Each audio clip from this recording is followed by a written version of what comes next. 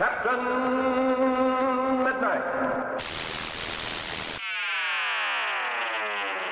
This video will have spoilers for the first 2 episodes of Born Again.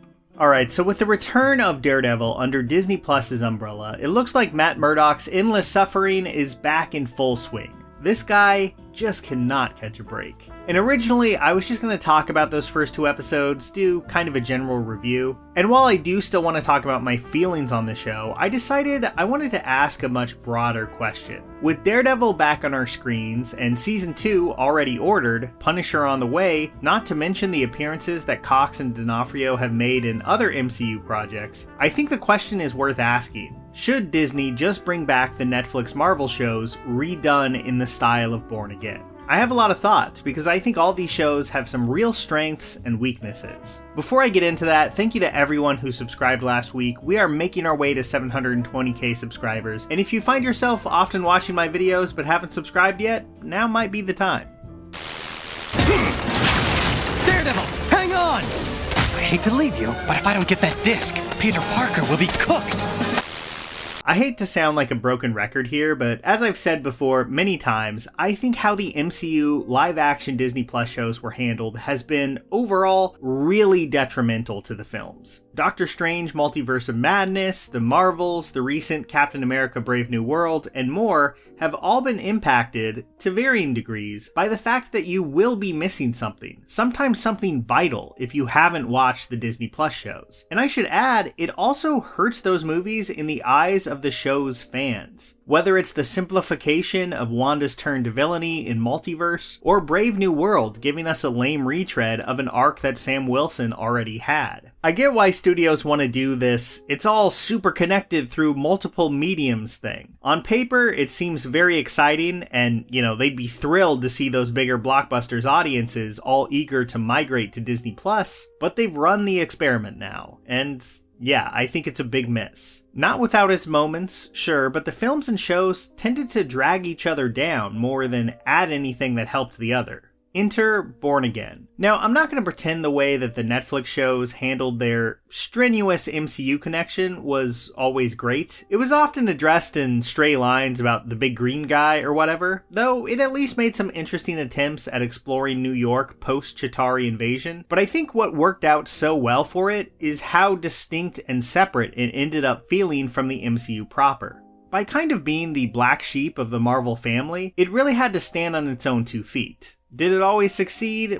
Of course not. But when it did, like with D'Onofrio's now pretty definitive on-screen version of Wilson Fisk and his dynamic with Cox's Daredevil, or Kristen Ritter's portrayal of Jessica Jones, it managed to rise above being an also-ran, or a for-fans-only proposition, and was its own little unique corner of Marvel that people who maybe weren't even into MCU movies could find something to connect with. And that, more than anything, I think is what Disney Plus needs to pull off. Shows that have a distinct identity that don't need to connect to the movies much at all to be exciting. Disney Plus's animated shows are pulling this off already. Not so much What If, but X-Men 97 and Your Friendly Neighborhood Spider-Man both take place outside of the mainline MCU universe and feel like they have much more room to make big moves entirely on their own instead of being relatively minor parts in a much larger machine. Something that a show like Secret Invasion really struggled with. It should be noted, though, that these animated shows are kind of a world apart from the Netflix shows in terms of tone. A tone that I'm not sure Disney Plus has really proved they can handle well yet.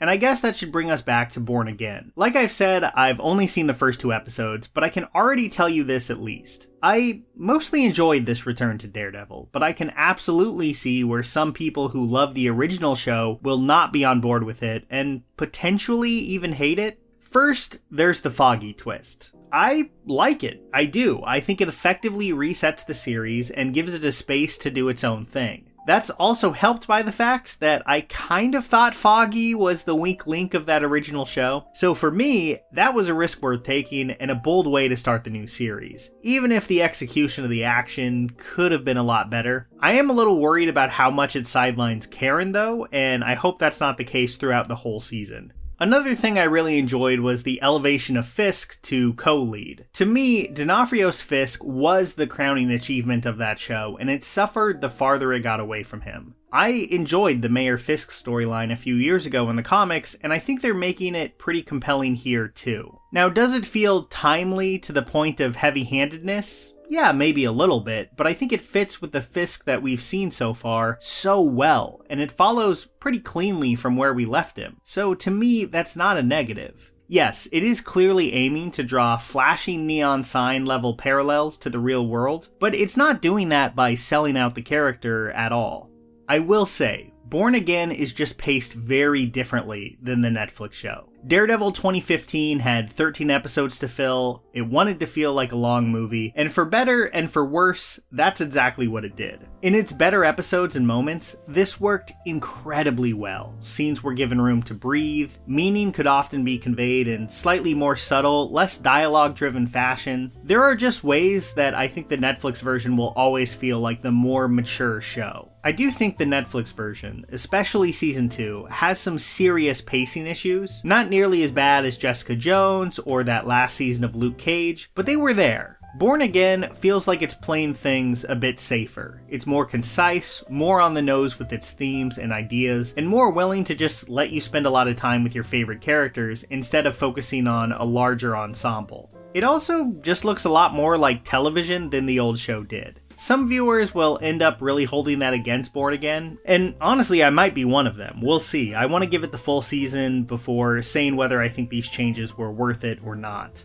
Oh, and I will say, the new suit isn't my favorite, but you know, I was not always a fan of his suits in the original either. I love his minimalist black one, but I still don't think I've seen the perfect translation of his red suit to the screen quite yet. So having said all that, what does that mean for the Netflix universe reborn on Disney+? Like, what could it look like? Well, if Born Again is any indication, shows that do a good job of honing in on the elements people liked in the original shows and playing to those strengths, not shying away from the violence, but also, you know, playing things a bit safer on other fronts, not being quite as grounded in their action set pieces, and a bit more TV-like in its pacing. I think there's a way to pull off all of that in a way that I still enjoy, but for some, I imagine it just won't be enough. Maybe the rest of Born Again will change my image of what this will look like, but I guess we'll see. I've been giving Disney Plus a bit of a hard time in this video, but I also think it's worth asking, is the Netflix Marvel Universe something we really want back? Now, Daredevil, very good show. The others, I can point to moments and especially performances I liked a lot, but I gotta say, especially as it went on, there was a lot of whiffs in there. I'm hopeful that this new Punisher show actually lets him, you know, be the Punisher. John Barenthal is so well cast and is used to great effect in Daredevil Season 2, only for his own show to, in my opinion, completely misunderstand the character and be far duller than a Punisher show has any right being. Luke Cage and Jessica Jones, I have some similar problems with. Just really well cast leads and shows that often let them down.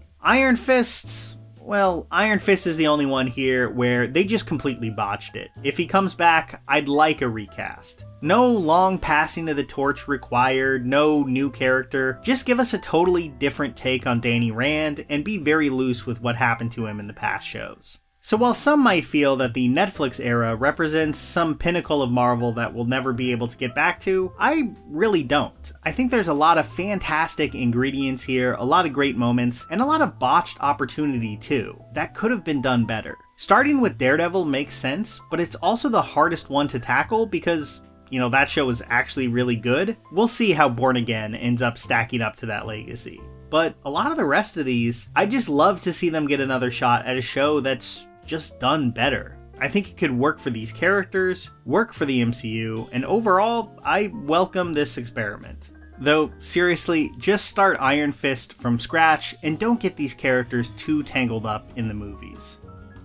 So it had been a long time since we'd seen Matt Murdock and company. Another world you may want to revisit is Oz, in Dominic Noble's new video, The Increasingly Weirder Oz Sequels. This one was fascinating because I truly had no idea how many bizarre follow-ups L. Frank Baum wrote to his classic novel, and all the strange texture that he added to it, which Noble dives into head first. Nebula is also where you can check out all my videos completely ad-free, along with some originals of my own, which I plan on adding to soon. That's not all, of course. It's also the home of videos from Nando V Movies, Lindsay Ellis, Hello Future Me, whose interview with the fantasy author Brandon Sanderson is definitely worth checking out, by the way. Nebula has just become the boutique streaming service for so many creators, where ad-free videos and originals thrive, giving viewers a chance to check out projects from creators that just wouldn't be possible anywhere else, on a platform dedicated to being the premier destination for creators and viewers looking for something creative, different, and new. It's exciting, and it's all happening on Nebula. So don't miss it. Get 40% off now, meaning a Nebula membership will only be $36 a year or $3 a month at go.nebula.tv/Captain Midnight right now. And when you go, you'll also receive guest passes, allowing friends or family to gain access to Nebula for a week as well. It's a great offer, and one that you can get just by scanning that QR code on the screen or going down to that link in the description or pinned comment below.